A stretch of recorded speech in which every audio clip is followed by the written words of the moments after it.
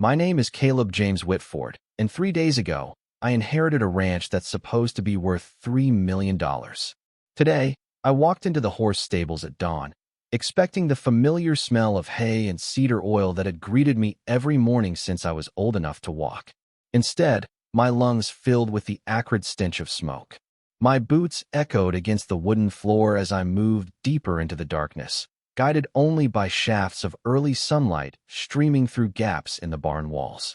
At 22, I'd spent more time in these stables than most people spend in their childhood bedrooms. I knew every creak, every shadow, every hiding spot. In the center of the main stall, where Thunder used to sleep, sat my grandfather's favorite saddle. The leather was dark, soaked with something that made my stomach turn. Blood. Fresh blood that hadn't yet dried in the cool morning air. Beside it, a note written in shaky handwriting. This is what happens to those who don't listen. I stumbled backward, my heart pounding against my ribs. Granddad had been dead for only 3 days, and already someone was sending messages. Someone wanted me to know they were watching. Someone wanted me to be afraid. The brass spur he'd given me before dying suddenly felt heavier in my pocket. The lawyer's office smelled like old paper and disappointment. I sat between my parents, Dad's jaw clenched tight, while Mom twisted her wedding ring around her finger. The reading of Granddad's will was supposed to be simple. A formality. Everyone knew the ranch would go to Dad, Mitchell Whitford, the eldest son. Mr. Henderson cleared his throat and began reading the formal language that would change everything.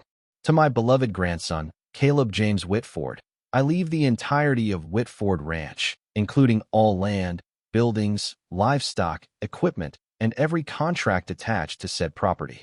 The silence that followed was deafening. Then Dad exploded. What the hell is this? He jumped to his feet, his face turning red. That land has been in our family for generations. It should go to me. Mom's face went pale. She grabbed Dad's arm, trying to pull him back down. Mitchell, please, no. Dad shook her off. This is ridiculous. Caleb's 22 years old. What does he know about running a ranch? Mr. Henderson adjusted his glasses. I'm afraid the will is quite clear, Mr. Whitford. Your father was of sound mind when he signed this document. I sat there, stunned, as my parents' marriage began cracking right in front of me. The ranch was mine. All 5,000 acres of it. 3 weeks before Granddad died, when the cancer had made him thin as a scarecrow, he'd called me to his bedside. His hands shook as he pressed something cold and heavy into my palm. An old brass spur, tarnished with age and worn smooth from years of use. This belonged to my father, he'd whispered, his voice barely audible above the hum of the oxygen machine. And his father before him. Been in our family since we first claimed this land. I turned it over in my hands, feeling the weight of history. The metal was warm from his touch, and I could see tiny scratches and dents that told stories of decades spent working cattle. Why are you giving this to me now, Granddad? His eyes, still sharp despite the illness, locked onto mine. Because they're coming for what's ours. They think when I'm gone, they can take it all back. But this ranch, this land, it's paid for. Every square inch. He squeezed my hand with surprising strength. Don't let them take it, Caleb. They'll try to make you believe lies, offer you money, threaten you. But don't you let them have what your great-great-grandfather built. Now, sitting in my truck outside the lawyer's office with the will in my hands, I understood. Granddad hadn't just left me a ranch. He'd left me a war. If this story is grabbing your attention, hit that like and subscribe button. Let me know in the comments what you think is coming next. Dad cornered me in the parking lot before I could reach my truck. His face was still red from the lawyer's office, veins bulging in his neck like twisted rope. Mom stood behind him, tears streaming down her cheeks. Caleb, son, let's be reasonable about this. His voice was calmer now, but I could hear the desperation underneath. You're young. You've got your whole life ahead of you. Why tie yourself down to that old place? He pulled out a folded piece of paper from his jacket pocket. The developer's letterhead was visible even from where I stood. I've talked to some people. They're offering $3 million for the land. Cash. Split 3 ways. That's $1 million each. You could go to college, travel, do whatever you want. I stared at the paper without taking it. $3 million was more money than I'd ever imagined having. But something in Dad's eyes made me hesitate. Too eager. Too desperate. Like he needed this deal more than he was letting on. I don't want to sell, I said quietly. The mask slipped. For just a moment, I saw something dark flash across his face, something that looked almost like hatred. Then he forced a smile that didn't reach his eyes. Think about it, son. Really think about it. That ranch is a money pit. It's been bleeding cash for years. Granddad was too proud to admit it, but the place is falling apart.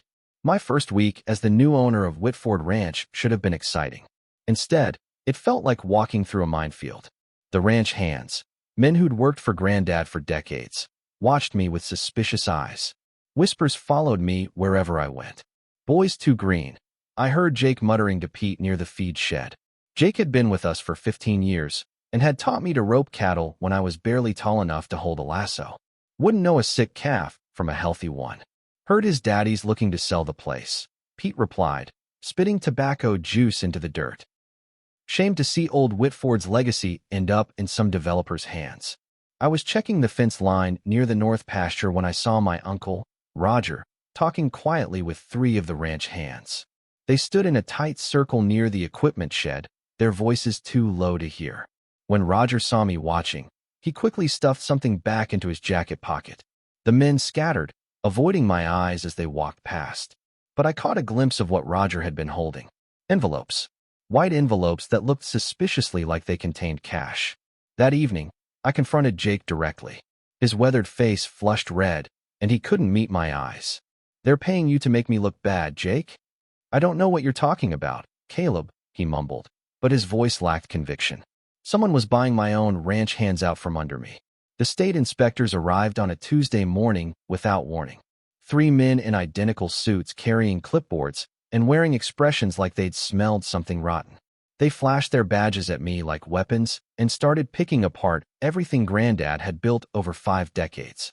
We've received several complaints about this operation, the lead inspector, a thin man named Collins, informed me. His voice carried the authority of someone who enjoyed wielding power over others. Allegations of improper waste management, unsafe working conditions, potential violations of livestock welfare standards. I followed them around as they took photos, made notes, and shook their heads at perfectly normal ranch operations. They found fault with everything. The manure pile was too close to the creek, the horse stalls needed better ventilation, the feed storage didn't meet current regulations. These are serious violations, Mr. Whitford, Collins said, handing me a thick stack of papers.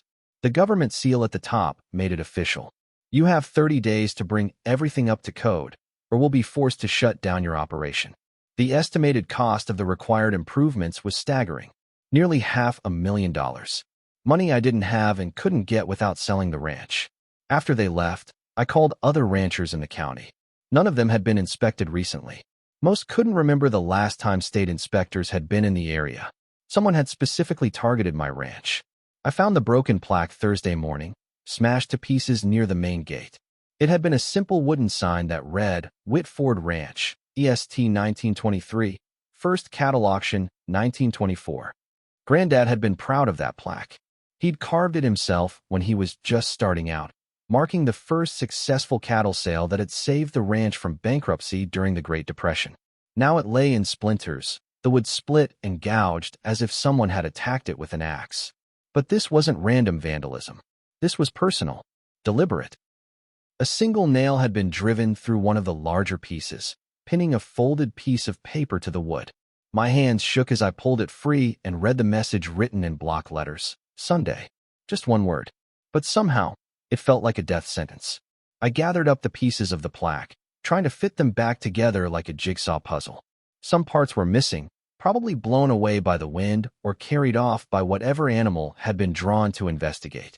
But I could still make out most of the original carving. That evening, I sat in Granddad's old office, staring at the broken pieces spread across his desk. The plaque represented everything he'd built, everything he'd fought to keep. And now someone was systematically destroying it all, piece by piece. Sunday was 3 days away. 3 days to figure out what they wanted. Granddad's desk was an ancient oak monster with more secret compartments than a magician's box. I'd been searching through it all week, looking for clues about what had him so worried before he died. Most of the drawers held the usual ranch paperwork, feed receipts, veterinary bills, equipment manuals yellowed with age. But tucked behind the bottom drawer, I found a hidden panel.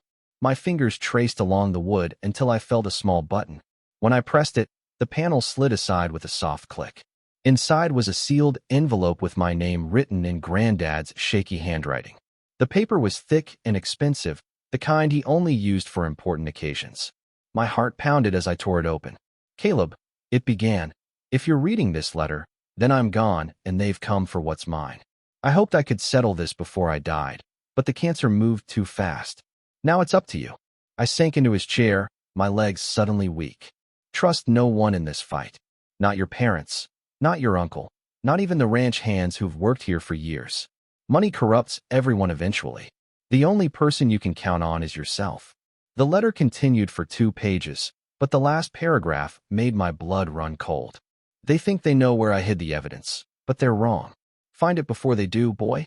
It's the only thing that will keep you alive." The footsteps on the front porch came at exactly midnight. Slow, deliberate steps that made the old boards creak like a funeral dirge. I lay in Granddad's bed, where I'd been sleeping since moving into the main house, holding my breath and listening. One person. Heavy. Confidence. The footsteps circled the porch twice, then stopped directly in front of the door. I waited for a knock, for a voice, for something. Instead, I heard the soft thud of something being set down, followed by retreating footsteps that faded into the night. I waited another hour before working up the courage to open the door. Sitting on the doormat was a single cowboy boot. Black leather, worn but well-maintained, size 11. Not mine. Not Granddad's. Inside the boot was a crumpled piece of paper with 2 words written in the same block letters as the broken plaque message: Derrick Rowlan. I'd never heard the name before, but something about it made my skin crawl. It sounded familiar in the way that nightmares do. You can't remember the details, but you know something terrible happened. The boot itself was a message too. In ranch country, leaving a boot on someone's porch was an old threat. It meant you were being measured for a coffin. I spent the rest of the night researching Derrick Rowlan online, but found almost nothing. Just a few old newspaper mentions from decades ago. Business dealings. Property disputes. The kind of man who operated in shadows and left others to clean up his messes. Russell McCarthy lived in a small trailer on the far edge of town, 20 miles from the ranch.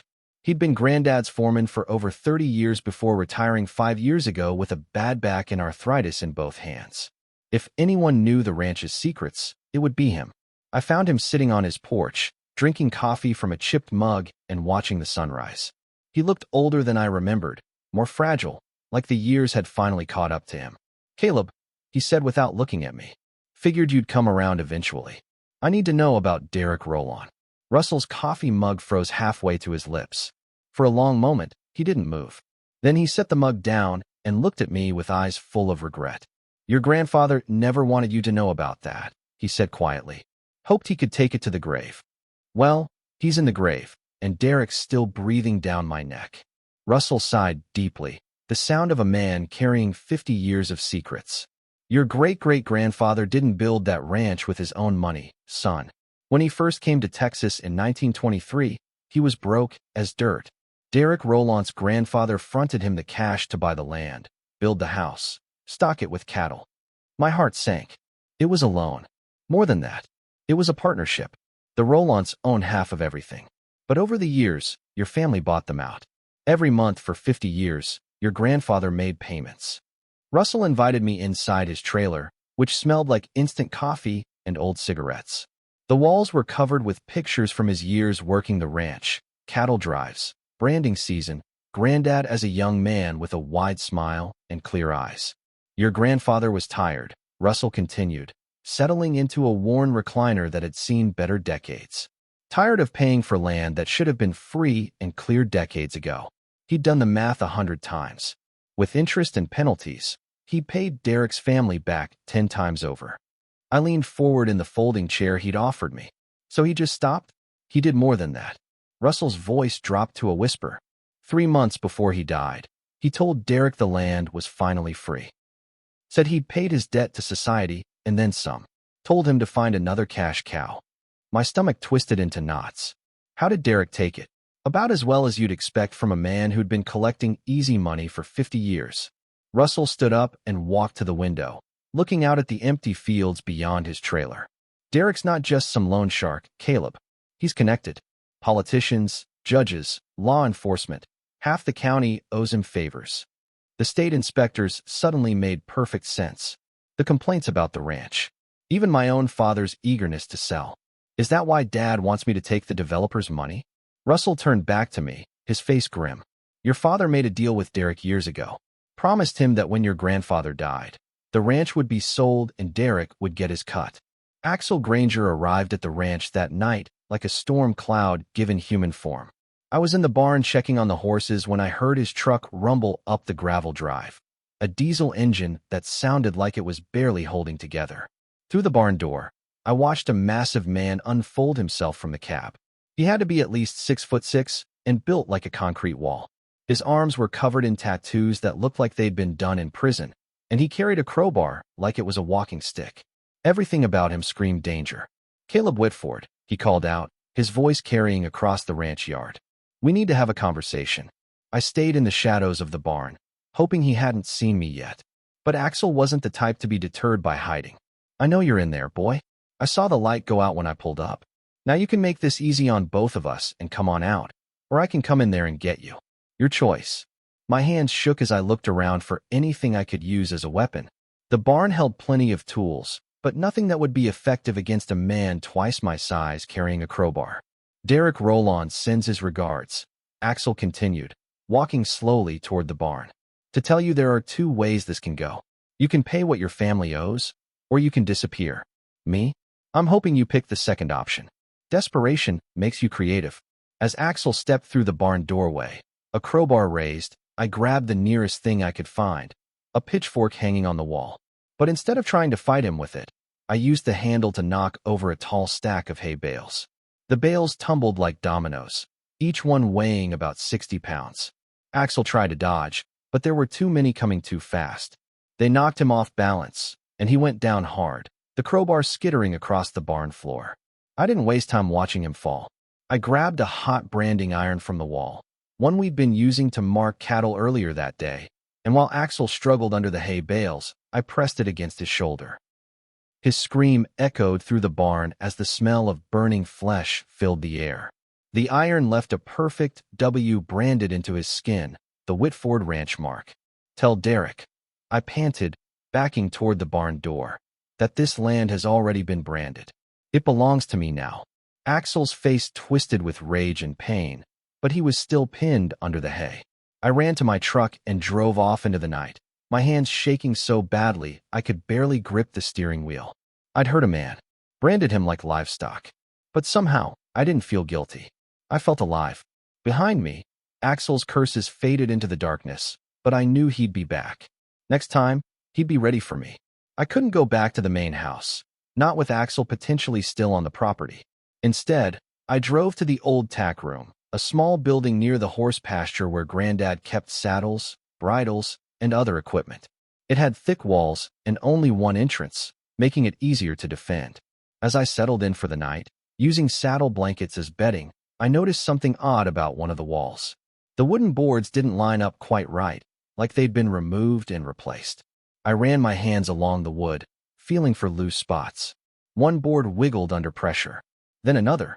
Working carefully with a pocket knife, I pried them loose, revealing a hidden space behind the wall. Inside was a metal box about the size of a briefcase, painted black and secured with a heavy padlock. The box was heavier than I expected, dense enough that it might have been made of iron. When I shook it, something rattled inside, papers, maybe, or metal objects. Whatever was in there, Granddad had considered it important enough to hide. I tried picking the lock with various tools from the tack room, but it was built to last. This wasn't some cheap hardware store padlock. It was military grade, designed to protect valuable contents. As I worked, I kept thinking about Granddad's letter. Find it before they do. This had to be what he was talking about. The evidence he'd hidden. The thing that would keep me alive. But I needed bolt cutters to get it open, and those were back at the main house. The lights cut out just as I was preparing to make a run for the tool shed. One moment I was studying the locked box by lamplight. The next I was plunged into complete darkness. Even the security lights around the ranch had gone dead. This wasn't an accident. Someone had cut the main power line. I felt my way to the tack room door and tested the handle. It turned, but the door wouldn't budge. From outside came the sound of a chain being wrapped around the building. followed by the click of another padlock. I was trapped. Footsteps circled the building slowly, deliberately. More than one person, at least 3 sets of boots on gravel. They were taking their time, making sure I knew they had me cornered. Got something that belongs to us, Caleb. A voice called from outside. Not Axel. This one was older, calmer, more dangerous. Been looking for it for a long time. I pressed my back against the wall, clutching the metal box against my chest. In the darkness, it felt like the only solid thing in the world. Your grandfather thought he was clever, hiding it away. But we knew he'd leave clues. Knew his precious grandson would go looking for secrets. The voice moved around the building as he spoke. The only question now is whether you found it yet. A crowbar hit the door with a thunderous bang. Then another. They weren't trying to break in quickly. They were letting fear do the work first. The metal box opened with bolt cutters I'd hidden in the tack room, revealing contents that made my blood run cold. Inside was a cassette tape labeled Insurance Policy, in Granddad's careful handwriting, along with a stack of documents wrapped in plastic to protect them from moisture. I found an old cassette player among the tack room supplies and plugged it into a battery pack. Granddad's voice filled the small space, younger than I'd ever heard him, but unmistakably his. If someone's listening to this, it means I'm dead and Caleb's found what I hid. The recording began. What I'm about to say will destroy a lot of powerful people, but it's time the truth came out. The crowbar continued hitting the door as my grandfather's ghost began telling his story.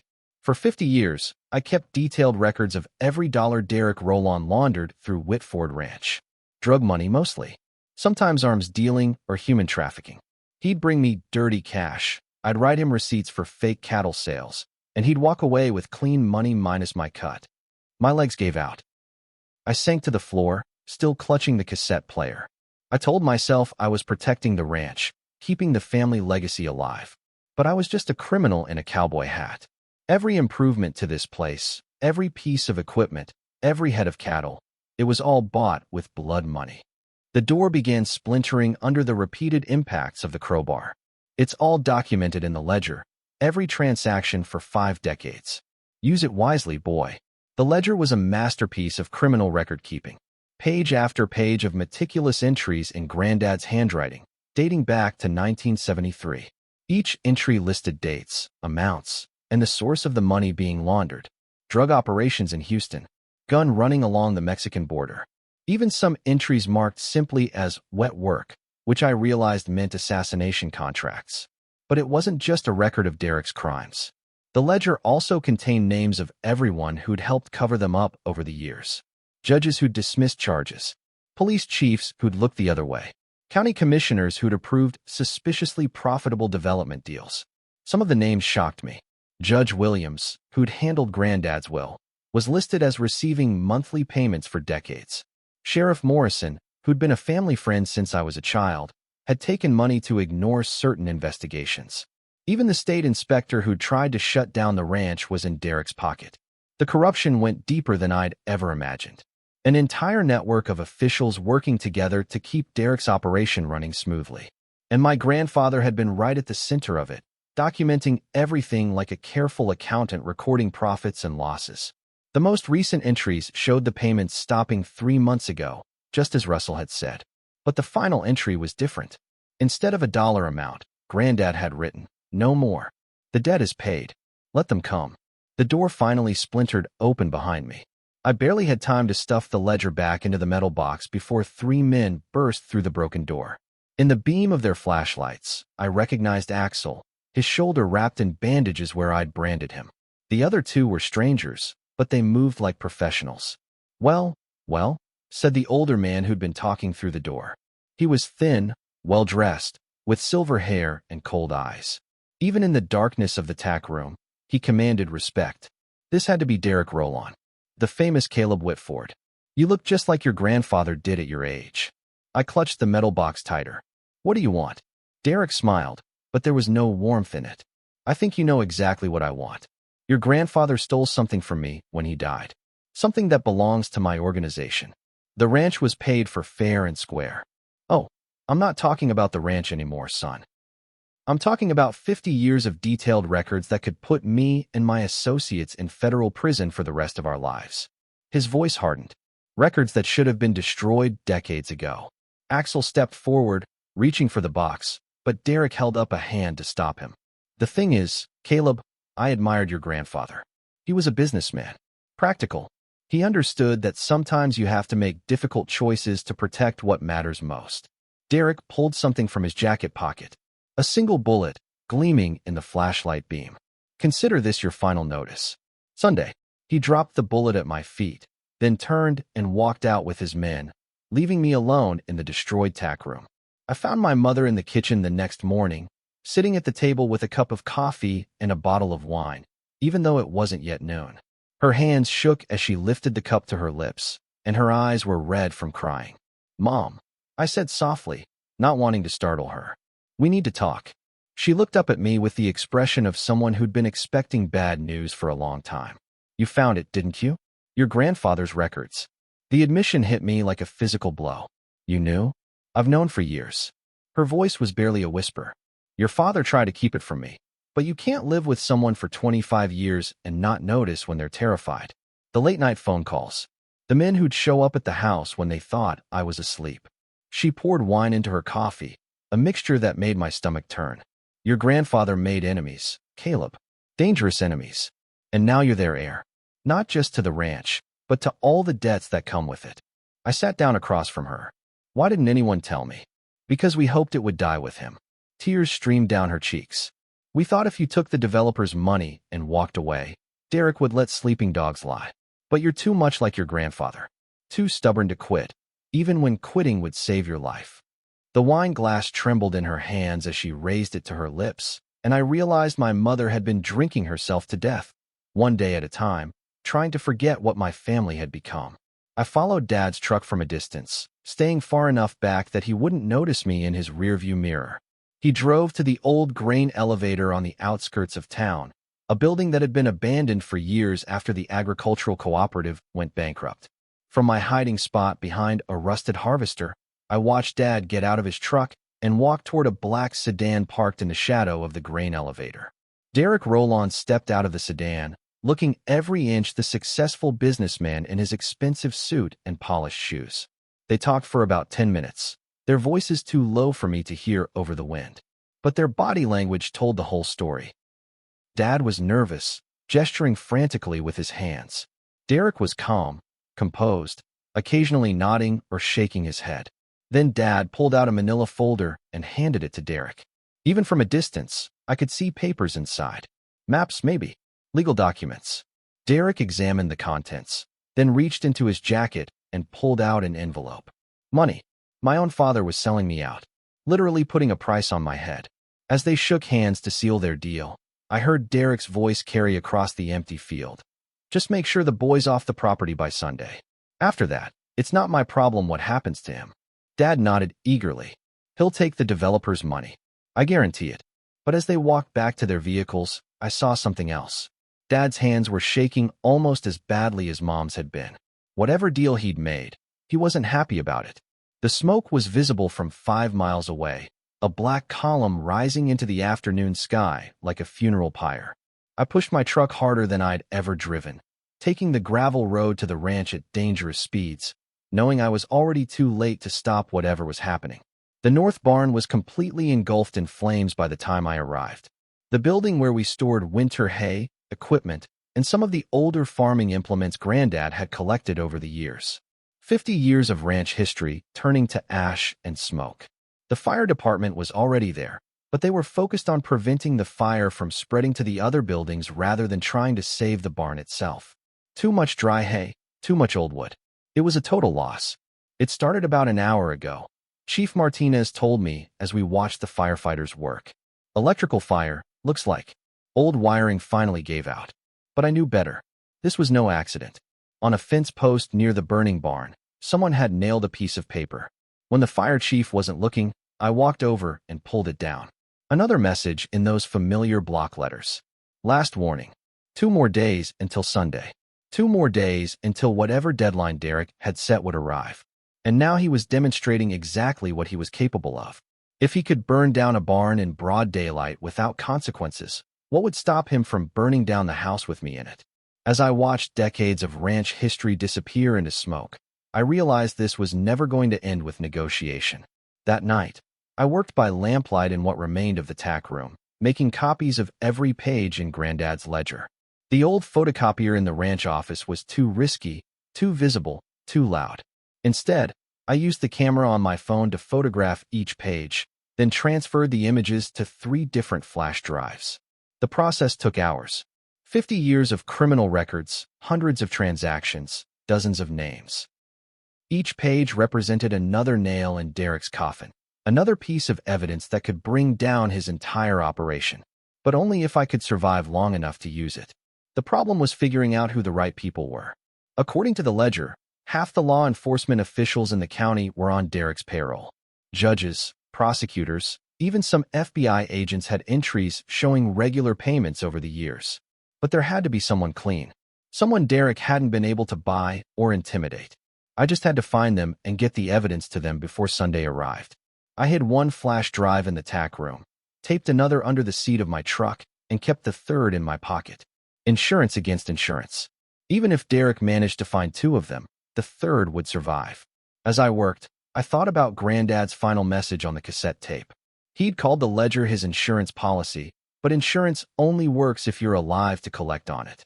For me, it felt more like evidence for my own murder trial. But it was the only weapon I had, and Sunday was less than 24 hours away. I called Derrick's number at exactly noon on Sunday. The phone rang twice before his familiar voice answered, calm and professional as always. "Mr. Whitford, right on time. I want to make a deal," I said, trying to keep the fear out of my voice. Face to face, just the 2 of us. Derrick chuckled. "I don't think you're in a position to negotiate, son. Not after what you found in that tack room. That's exactly why I'm calling. Meet me at the river docks in 1 hour. I'll bring what you want." There was a long pause. "And what exactly do you think I want?" "Everything. The ledger, the tapes, all of it. But I want something in return." "You're hardly in a position to make demands." "Maybe not," I admitted. "But I'm the only one who knows where all the copies are hidden. You kill me, and you'll be looking for evidence for the rest of your life.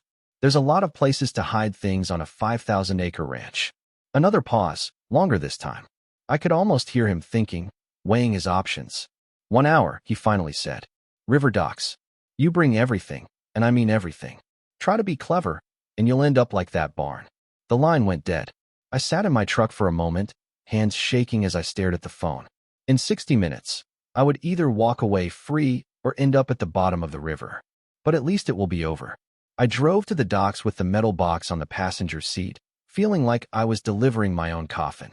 The river was quiet in the afternoon heat, the water moving slowly toward the Gulf of Mexico, 50 miles downstream. It was the kind of place where bodies could disappear forever. Derrick arrived exactly on time, but he didn't come alone. 3 black SUVs pulled up to the dock, disgorging 8 men in expensive suits who moved like they'd done this before. Axel was among them, his arm still in a sling from our encounter in the barn, his eyes promising revenge. I sat on the hood of my truck, the metal box beside me, trying to look calmer than I felt. Derrick approached slowly, his hands clasped behind his back like he was taking a casual stroll. "You have something of mine," he said when he was close enough that we didn't need to shout. "And you have something of mine. My family's been paying you for 50 years. I'd say we're about even." Derrick smiled that cold smile again. "Your grandfather was a practical man. He understood that some debts can never be fully repaid. You, on the other hand, seem to think you can just walk away." I pulled one of the flash drives from my pocket and held it up. 50 years of records. Every transaction. Every name. Every crime. I tossed it to him, and he caught it smoothly. "All the evidence you're looking for."